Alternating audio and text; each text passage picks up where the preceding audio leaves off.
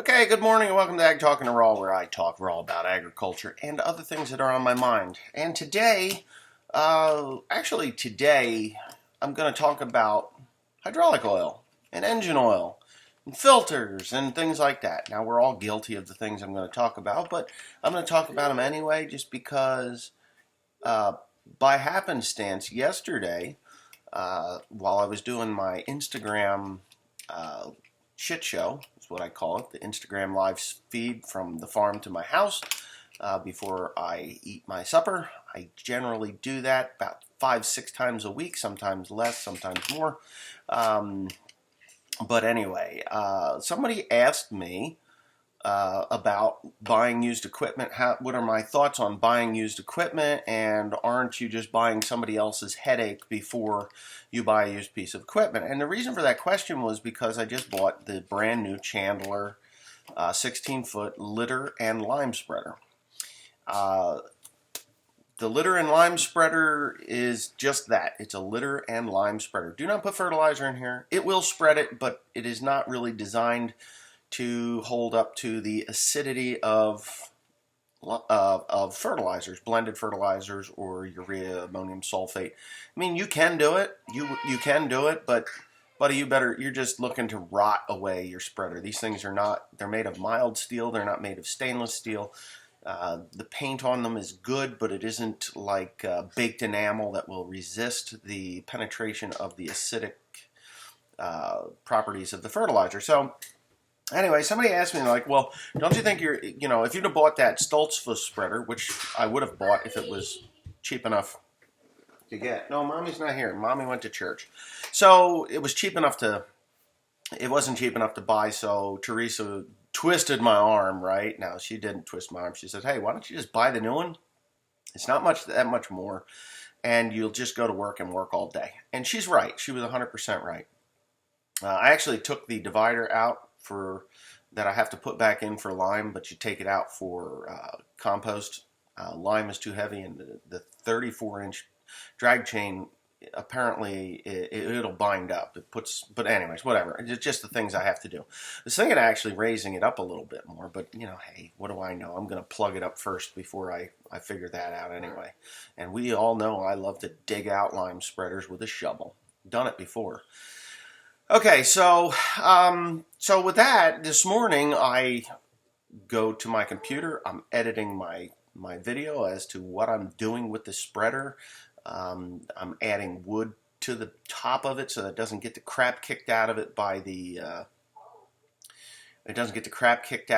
the loader when you're loading and stuff. So that's a very important thing to do, is to actually add to the sides, so that you don't beat the crap out of it. And I'm adding 6 inches and possibly a little bit more. I'm not sure how I'm going to do it yet. I'll have to go get another log, or I'll just add some softer material to it that I can just nail it fast, which may be what I'm going to do. I'm not sure yet.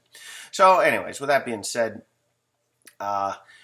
303 hydraulic oil is what Neil Messick was talking about in his 3-Minute Thursday. That's what he called it, his 3-Minute Thursday, which is a little short video that you can go watch about exactly what I was saying last night in my Instagram Live.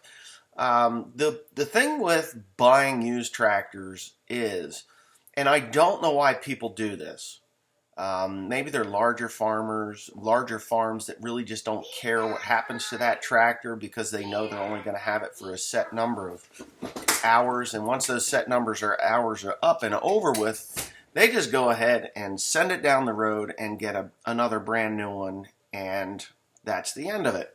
So what I was talking about last night was my 7810.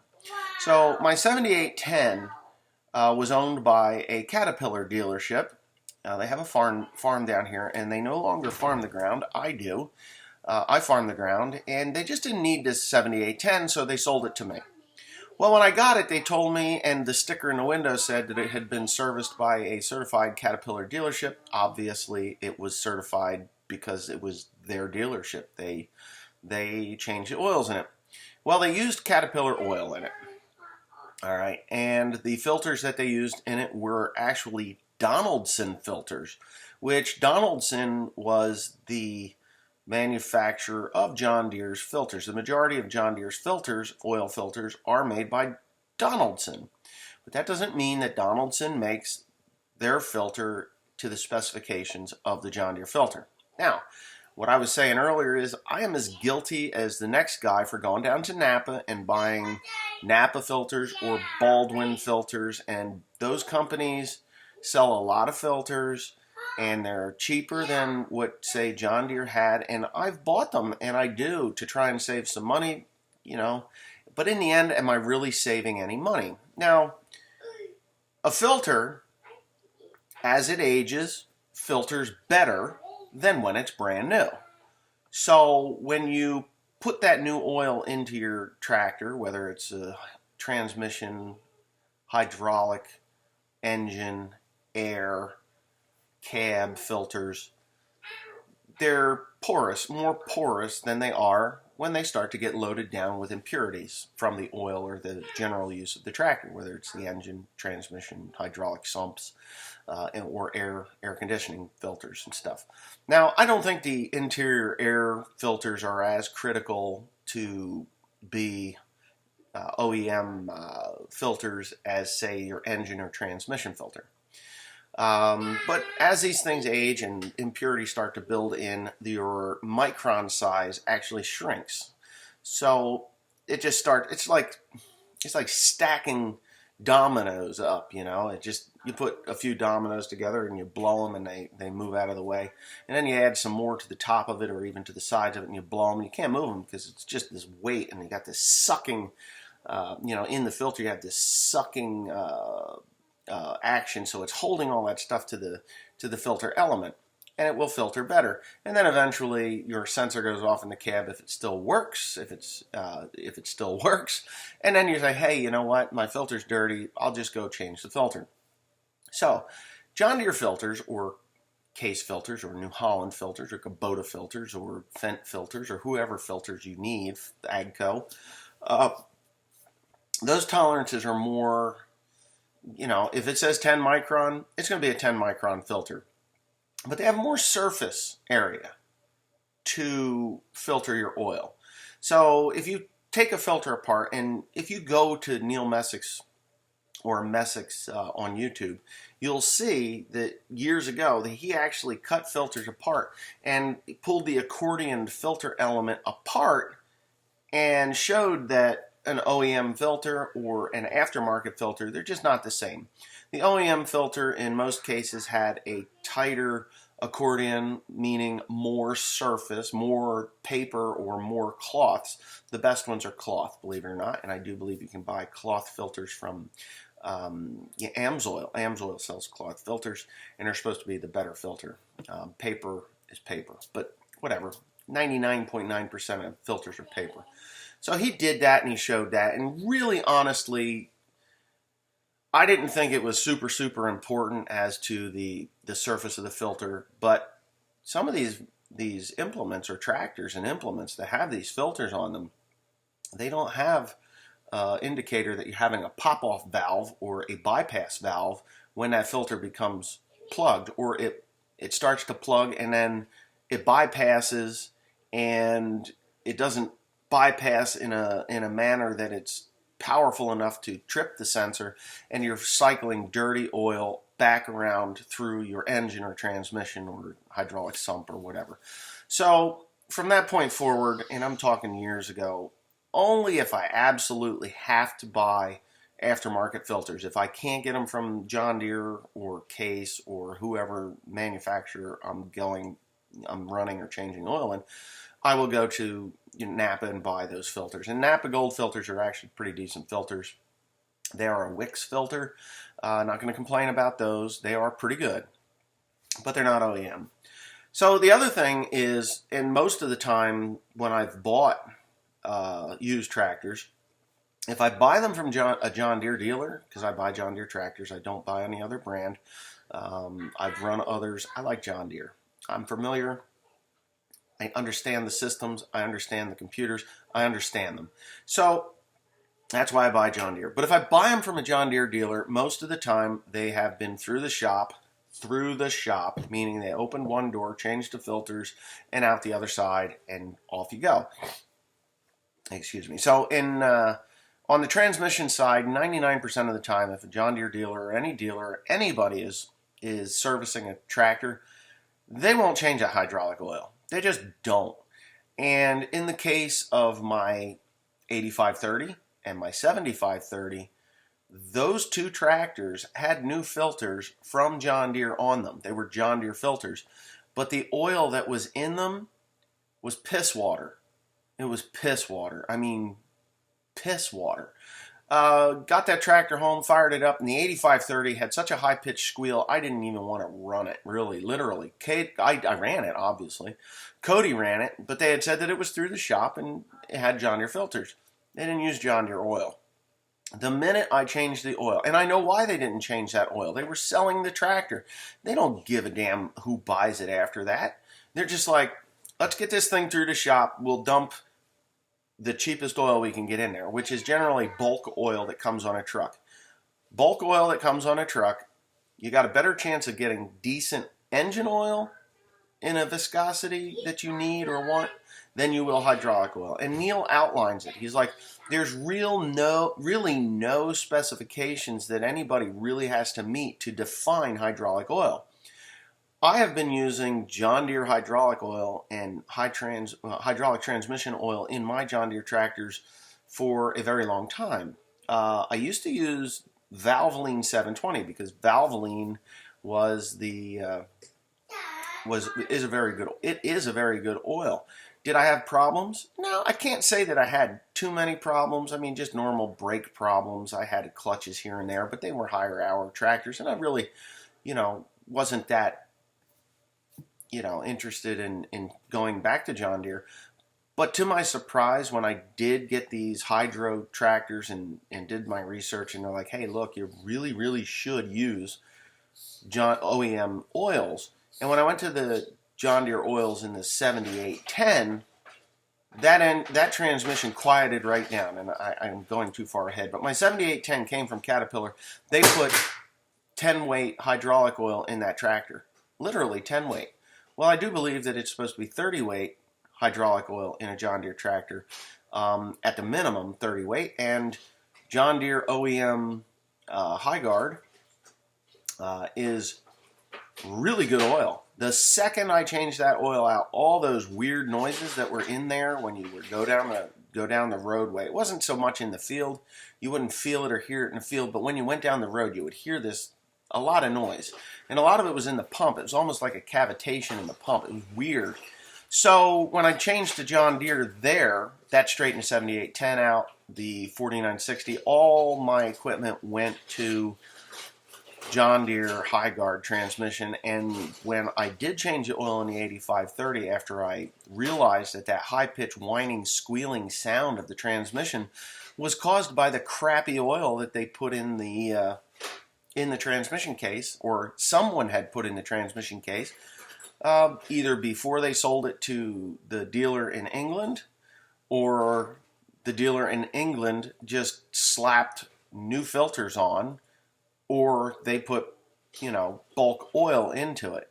I doubt that Charman's would have done that. They're a pretty reputable dealer, from what I understood. In England, they're no longer a John Deere dealer, which is kind of sad. John Deere kind of pulled the plug on them, and now they're, I believe, a case dealer, or whatever they want to sell. That's what they sell. I would buy more tractors from them just because I think that they're that good of a dealer. But the one thing that I would recommend, if you're buying a used tractor, combine, anything that has engine hydraulic oil, is don't just trust that the dealer did an oil change and a filter change on your piece of equipment that you just spent a lot of money on. Don't trust that. Just get it in your head that, like that 8530, it's an $800 oil change. It takes almost a 55-gallon drum in the 8R series, if not more than a 55-gallon drum in an 8R series now, or the R8 series tractors.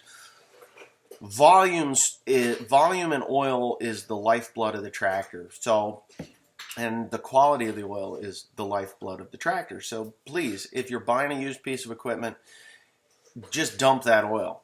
I don't care what anybody says. If you've got a waste oil burner, put it in there. If you've got an old, if you use that, just dump it. Get it the hell out of there. Put the OEM oil in it. Doesn't matter whether it's a New Holland Case or a Fendt AGCO or a John Deere or a Deutz or whatever it is, a Vario or Valtra, whatever it is.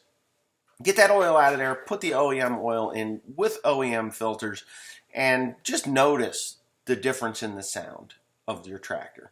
Lucas Oil Stabilizer, if I was going to use, if you have a little bit of concern with the tractor, Lucas Oil Stabilizer is it was explained to me that the molecule of the Lucas oil that makes it so thick and stringy is because it's a worm-like molecule. It's long and stringy, but it shears in transmissions because of the hypoid action of the hypoid gears in there. It actually will shear those molecules. So when you put it in at first, it's like, okay, cool, but that is the breakdown in the oil. So honestly, you don't need anything more than what the OEM puts in there. Now, if you've got, like in the engine, Lucas Engine Oil Stabilizer, that's a different application. It will last longer there. So if you've got a truck or a tractor or something that's burning oil, go ahead and put the Lucas Oil Stabilizer in there. I like the synthetic myself. I do use the old conventional type as well, in like the older, the 4450, the 4960. I'll dump that in there just because, I don't know, maybe I'm just old-fashioned and I like to see thickeners in it. I don't know. I was told that it's not necessary at all anyway, because if your tractor is burning oil or blowing smoke, there is nothing you can put in that engine that is going to fix your engine. Same thing with a transmission. If you've got noises in your transmission and you're running OEM and you hear all these noises and you're like, oh, well, I'm just going to repair it with this engine fixer or the transmission restorer or engine restore and put that stuff in there. It's like slapping a Band-Aid over a gushing wound. Yes, it will slow down the smoking. Yes, it will slow down the burning of the oil. Yes, it will do these things for a limited amount of time. The fact of the matter is, your engine or transmission has a major problem and it needs to be addressed. If you don't address it now, you're definitely going to address it later, which is going to cost you more money, like a ventilated engine block or scored shafts or completely delaminated power packs or clutch discs that end up contaminating your transmission and wiping out pumps and causing all kinds of stuff that you really don't need the problem with. So my recommendation with anything that is leaking, I just turned that on, is leaking or noisy or whatever, is to really, if you're not qualified to tear it down, get somebody to look at it and they might be able to say, oh, hey, yeah, that's just the pump, where the bushings in the pump are, it causes noise. Or that coupler that goes between the engine and the transmission on the John Deere, they start to wobble a little bit. They do. It's just cheaper to take that thing out and replace the wobbling shaft than it is to have to pull the transmission out just to replace the coupler in the front because you were too lazy, or I wouldn't say lazy, you just didn't have the time, too busy, let's use that term, too busy to actually take that coupler from the engine to the transmission out and change the spline shafts. Mobile XTC in those spline shafts will make those splines last forever. I am now a firm believer in Mobile XTC. I bought that Mobile XTC and it's a really crazy thing. Put it in the baler couplers, and normally after 5 or 6 hours, that thing would start to 4 or 5 hours. You'd start to feel that yoke on the turns. You'd hear it go tick tick tick tick tick tick tick because it's moving around. Mobile XTC and those CVTs, constant velocity drive lines, CVs, constant velocity power takeoff shafts, nothing. Nothing. Just you make the corner. You don't hear the or that stuff. Done. Mobile XTC, put it on the splines as you slide it onto your power takeoff shaft. Put it in the CV constant velocity joint, universal joint, and that works really good. So another recommendation that I would have is get a hold of your mobile lubricant dealer, or anybody that any of your lubricant dealers, you know, like if you like Schaefer's, I like Schaefer's. I was never happy with the Schaefer's grease. Just so you know, those Schaefer's greases, it's gray, moly, moly grease and synthetic moly grease, synthetic blended moly grease. The stuff that was for those couplers didn't hang in there like I thought it would, so I stopped with the Schaefer's grease and I went to the SIG 3000. But then I had Ed. Ed came from Mobil. He was a Mobil employee. He's now retired, and he comes along. He's like, "Look, these are heavy duty couplers. Those drive lines are heavy duty couplers, and you need to use an NLG1 heavy duty coupler grease. And let me tell you something. Wear gloves when you handle that shit, because it gets on you, and it's just like, I don't know, pig shit. You get pig shit on you. If any of you hog farmers out there, you get hog shit on you, that stuff doesn't get off you. You can't get it off of you. You literally have to go strip off your clothes, take a shower, and soap up for an hour to get that stinking pig shit off of you. Trust me, I've had hogs. It stinks. They stink. So whatever. That's what that Mobil XTC is. And maybe I'm turning this into a lubricant commercial, but I'm not, because I'm not selling any of this stuff. There's no link in the description below where you can go and buy Mobil XTC. Unless you want it, then you can email me at onelonelyfarmer@yahoo.com, and I will give you the phone number to the people that I bought mine from, and you can buy it directly from them. I won't even be involved in it, just other than passing on that phone number.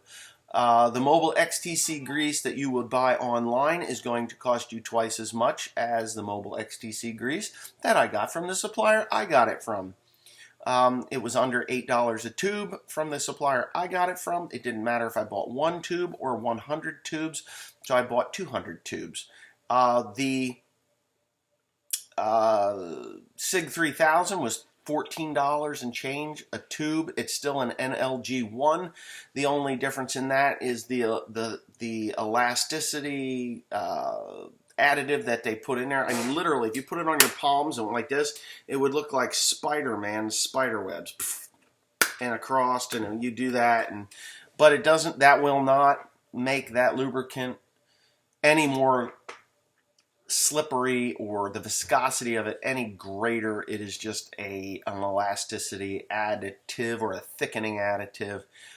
It's great for what it was designed for, and that's not heavy duty couplers. It is designed for loader joints and things that take a pounding. It's guaranteed not to pound out, and that stuff does not pound out. You saw me do the oil test, or the pound test. Hey, what do you got on there? You got your FJB hat on? Look at this guy. Look at that. Let's go, Brandon. Here, let's see. We'll turn it around this way. Let's see. Mommy made these up for you. Actually, she made them for me. But there you go. Let's go, Brandon. Okay. This is my silly boy. He's got a naked butt because he didn't go get his diaper. Go get your diaper so I can put that on, okay? You really should be wearing underwear. He's old enough. He doesn't need a diaper, but he doesn't want to train for the potty. Say hi. Hi. Hi. If you want to watch, TV? Okay. Go get me a clicker and I'll turn it on for you. He'll do that. Go get the clicker. I'll turn it on for you. So anyway, what I was saying, I got to go back. Now I got to backtrack again. So the biggest worries that I have when I buy a new tractor is to get one that has under 5,000 hours on it. Okay.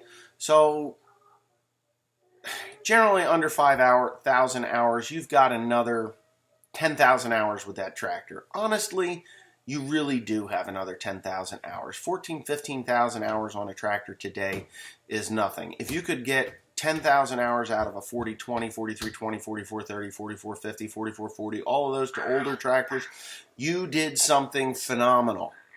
They just didn't last like that. These newer tractors, as much as people that run older equipment, like myself, I don't run the newest of the newest stuff, but I'm up to the R series now. They're just a whole lot better than the older equipment. I don't care what anybody says. If you see somebody that comes on here and is like, oh yeah, that old, nothing kills the old equipment, I can show you tons and tons of older equipment. 30, 40, 50, 55, and 60 series tractors that are in the scrap yards. When you go to a scrap yard, what do you see in there? Soundguard cabs, boxcar Magnums, Alice Chalmers, all of them. Deutz, nobody runs them here. Nobody runs them here.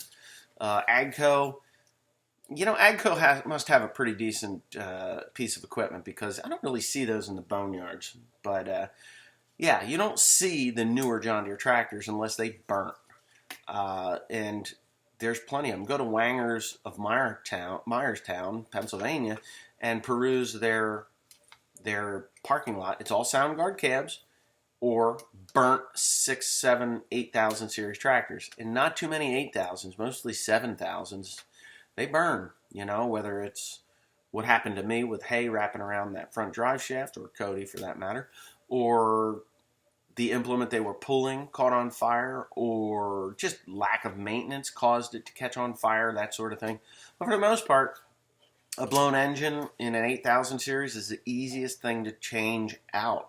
You can go buy a short block in a matter of that and have your tractor up and running in a matter of that. 7,000 series, so they blow a motor. They're easy to pull out too. Or just do an in-frame. And they're cheap, for an engine overhaul kit. You're talking $2,500, maybe tops $3,000 for an in-frame. Now, if you have somebody put that thing together, you're looking at a $12,000 job. But for the most part, in-frames, it's cheap. It's easy, too. It's not even hard to do. You watched me do it on the floor of a tobacco barn just a couple of short years ago. But anyways, circling back, I'm going to circle back to my original question last night, was these tractors, buying these tractors. And the one thing that I just really don't understand is how somebody can go and spend $200,000 to $300,000 to $350,000 on a 2 to 350 horsepower tractor and put cheap oil in it. Okay, so you've got that warranty work that you got to do, and under the warranty, I do believe you get your first transmission and engine oil changed, because the first engine oil has break-in oil. The transmission oil, they just want to get all the crap out of that transmission, so it's like 150 hours on that. And they change it out for you, and there you go. And then you're good to go for, I don't know, 750 hours on a hydraulic, or 500 hours on a hydraulic, and 150 on an engine or whatever for the second oil change. And then that's on you. So what is the point in going and buying cheap hydraulic oil? Is it because you can just go down to make a phone call? The bulk oil guy comes, he fills your 55-gallon drums that look like they were from John Deere at some point, or Case, or Agco. Or, you go down to the Napa and you need to change the oil in it, and you see all those yellow or white buckets that say same as, same as John Deere Hi-Guard, meets or exceeds Hi-Guard's standards. But like Neil Messick said, what are the base oils? And in a lawsuit, and he read the lawsuit, these people were buying flush oil through refineries and going and meeting 303 oil standards using flush oil. Well, like Neil said, 303 hydraulic oil has been obsolete, nothing new, for 43 years. 43 years. John Deere used that in their two-cylinder tractor line, and Yeah, that's it. I think in 1970 something, whatever it was, they just quit making it. It was obsolete. They didn't even offer it anymore, and that was the end of that. I remember my dad putting 303 in the 4320, the 4430. Synchronizer troubles. Holy moly, mother of God. Brakes and synchronizers, clutches, stuff like that. Synchronizers in the 4430. 4320. I don't think that's a wet clutch. Is that a wet clutch? No, that's a dry clutch. And the 4320, synchronizers. 4020, synchronizers. 4010, synchronizers. Just choose them up. So put OEM oil in there. Protect your investment. It isn't going to save you anything if you put cheap crap oil in your expensive equipment. So I guess that's it for the Ag Talking Raw today. I haven't done one of these in quite a while. Well, I did. I've been lacking on this channel just because little guys and other busy things in my life. But now that winter's setting in and, we're slowing down, kinda, I'm going to be spreading lime and hauling compost and hay and more lime and compost and hay. And I'm just going to go ahead and wear that damn walking floor trailer out. And we'll see what happens with that. Anyway, with that being said, thanks for sticking around. And don't forget to rate it, subscribe to it, comment if you like. Good, bad, or indifferent. Just don't be an ignorant jerk. Anyways, have a nice day.